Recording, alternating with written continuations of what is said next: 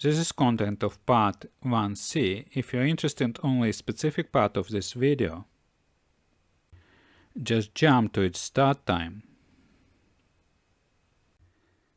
Next, I will talk about the internal magnetic field which exists inside of nanomagnet even in absence of external magnetic field. First, I would like to point out that electrons inside of nanomagnet experience different magnetic field depending on their location. Therefore, the global, local, and average magnetic field inside of the nanomagnet should be considered for description of different effects. You may think about a magnetic field as some global field which exists everywhere and only slightly changes from point to point, like the gravitational field. That is not entirely true. Of course, such a global magnetic field still exists. For example, if you would have a nano-sized Gaussometer and you can put it between atoms in nanomagnet, it would measure some magnetic field. It is a global magnetic field. Additionally, there is a local magnetic field which is individual for each electron orbital. This local magnetic field is magnetic field of the spin-orbit interaction, which you cannot measure by Gaussometer. As you may recall, magnetic field of spin-orbit interaction is created by electrical field of atomic nucleus. The closer the orbital is located to the nucleus, the stronger the electrical field of nucleus which the electron experiences, and as a result, the stronger magnetic field of spin-orbit interactions becomes. Two neighbors orbitals may experience a very different magnetic field of spin-orbit interaction and therefore a very different total magnetic field. This is almost always the case for the orbitals located near the interface. The total magnetic field which electrons of the first, second, and third rows from the interface experience could be different several times. It is important to distinguish several types of magnetic field. The first field is a conventional global magnetic field, which all objects experience equally and which direction and magnitude may only slowly change in the space. The second field is a magnetic field of spin-orbit interaction. It is a very individual magnetic field. Neighbor electrons may experience not only a different magnitude of this magnetic field, but also a different direction. The third magnetic field is due to the exchange interaction between neighboring electrons. For measured nanomagnets, the exchange interaction is considered to be very strong. Instead of usage of the magnetic field, it is assumed that the exchange interaction strongly bounds the spin direction of all localized electrons, and at any time the spins are parallel to each other over the whole nanomagnet. Therefore, we will consider existence of only these two magnetic fields inside of the nanomagnet.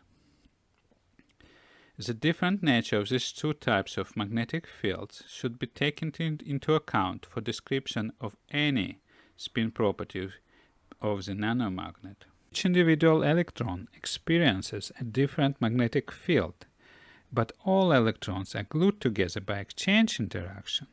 Therefore, the total spin experiences a magnetic field averaged over all electrons. However, it's not just a mathematical average. Depending on the effect, the contribution of different electrons may be different. For example, in a case of interface-related effect, the contribution of electrons located at the interface is greater than that of bulk electrons. In this case, the average magnetic field is larger because the electrons at the interface experience a larger magnetic field due to the stronger spin-orbit interaction. I would like to repeat this important point once more, that the internal magnetic field is effect-dependent and might be different as measured from different effects. Additionally, the internal magnetic field changes when the magnetization is tilted or there is a magnetization precession. Both the demagnetization field and magnetic field of spin-orbit interaction reduces when the magnetization is tilted. As a result, the internal magnetic field is reduced. During spin precession, the electrons on upper spin-down energy level. The magnetic field they create is opposite to the internal magnetic field. As a result, the internal magnetic field becomes smaller during precession. Next, I will talk about the measurement of internal magnetic field. In a nanomagnet, the internal magnetic field holds the total spin or the magnetization along the easy magnetic axis of the nanomagnet.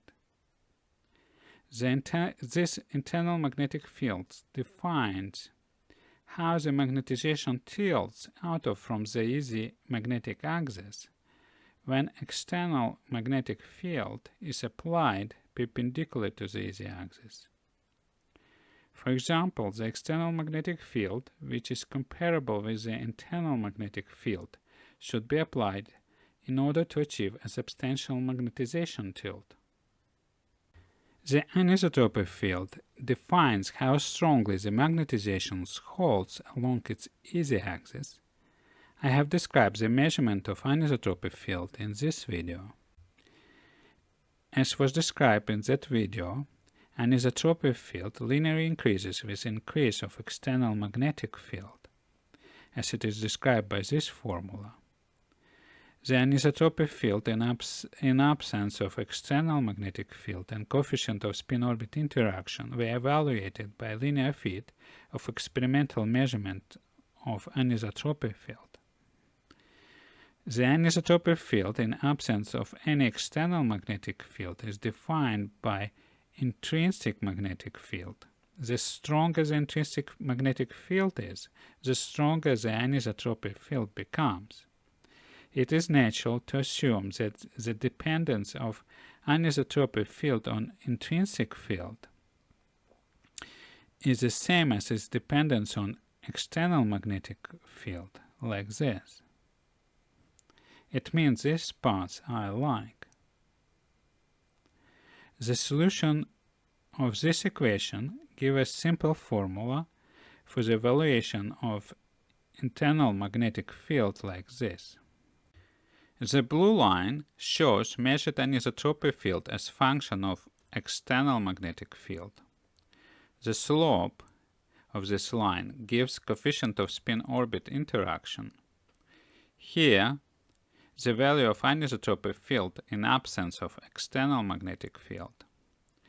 When the line is extended until it crosses the x-axis, the value of internal magnetic field is obtained at the crossing. The crossing corresponds to the case when anisotropy field equals 0, or the case of absence of any anisotropy.